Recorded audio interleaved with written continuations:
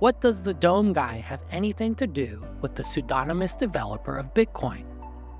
For me, this was the fascinating question I could not stop thinking about. But before I begin to address that, I want to begin with the idea that the information you have can affect what you see. For example, with knowledge of how to build a fire, a log can look like a source of heat. With knowledge of specific rules, an activity can look like a sport. With knowledge of an ulterior motive, a seeming act of kindness is exposed. With the knowledge of an intoxicated driver, a moving car becomes a danger. With knowledge of a language, sound turns into speech. In all of these instances, the information you have changes what you see. Our common enemy is our ignorance. During a time when many people feel trapped, I think Bitcoin literacy can give people hope by changing the way they see the world. With knowledge of a map, all obstacles turn into opportunity. Bucky shared this sentiment. He understood that many of the solutions to our problems are available, but not widely known or understood. He would often say we have a problem of ignorance. To quote Bucky, the many who are not literate about what's going on will be terribly scared. He understood knowledge was an antidote to fear.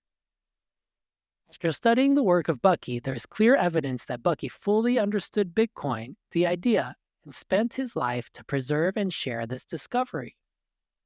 In fact, he used his own life to prove that it was possible to live on a Bitcoin standard, which he referred to as the time standard as early as 1927. Notice, Bitcoin and time are both finite. Eventually realizing that the Bitcoin network would not come to fruition during his lifetime, he was specifically waiting on the computer. He time-locked Bitcoin, the idea, into the future through his writing and architecture so that it would outlast him, ensuring future generations would come across it when they needed it. He understood that critical time would inevitably come, and that the existing system was ultimately insolvent. Accordingly, he said, we would kick the can down the road until we eventually learn our lesson at the unprecedented discomfort of all humanity. See, we learn via trial and error, and systems designed to avoid failure rather than accommodating and adjusting for it simply postpone the inevitable. He understood you could only privatize gains and socialize losses for so long before the system would collapse. He said, to quote, the very word inflation is a deliberately deceptive term adopted to exploit the easily misguided human reflex conditioning. After a life's worth of work, he concluded a global time-energy accounting system was one of the highest priorities to help make the world work for 100% of humanity, not just a select few. Notice he was very specific about it being a time and energy accounting system, as we will dive into that in another video. This may come as a surprise to those who know Bucky for inventing the geodesic dome, but he has a wide body of work that transcends his work on geodesic structures. He understood the limitations of a written or spoken language, and for him, his architecture was a vessel he could use to carry and communicate his ideas across space and time.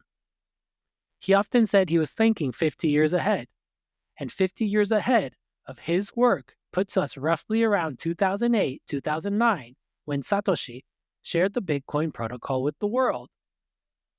Now, this could be a coincidence, but I think that Satoshi was familiar with the work of Bucky.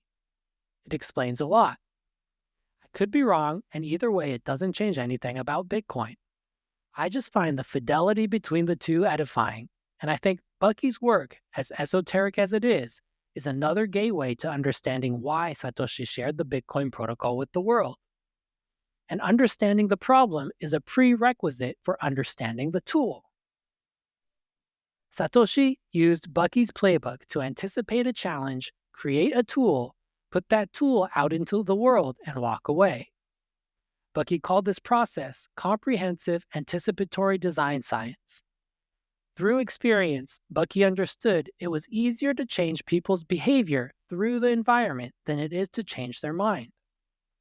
Remaining pseudonymous was a way to let the tools stand on their own. For those that already understand Bitcoin, as I thought I did, I believe an understanding of Bucky's work may enhance your understanding of Bitcoin.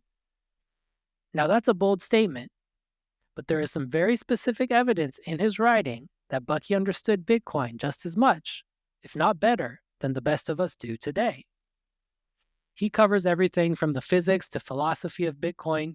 He deeply understood issues with the current monetary system.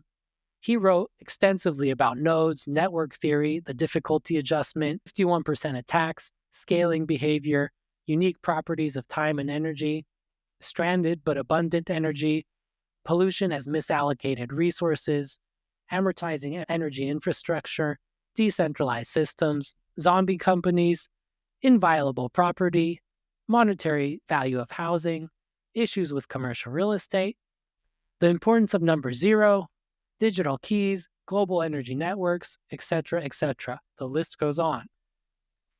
Interestingly, not only did he understand Bitcoin, he understood that people, including so-called experts, would dismiss it when it arrived. We have a hard time understanding invisible concepts and ideas, regardless of how potent they may be. Especially when we are over-specialized, we tend to miss the forest for the trees.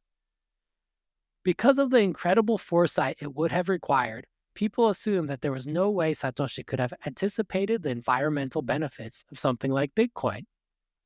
The assumption is that the energy benefits are unintended consequences of the network. I believe Satoshi very much understood the positive externalities for energy.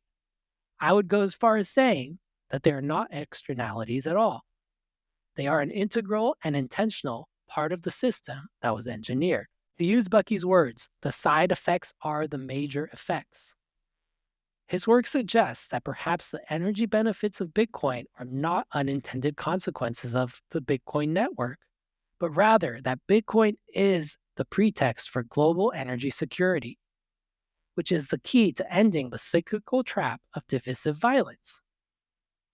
A systems engineer can spot that Satoshi deliberately designed a self-correcting system that cannot be stopped, or in his words, a self-fulfilling prophecy.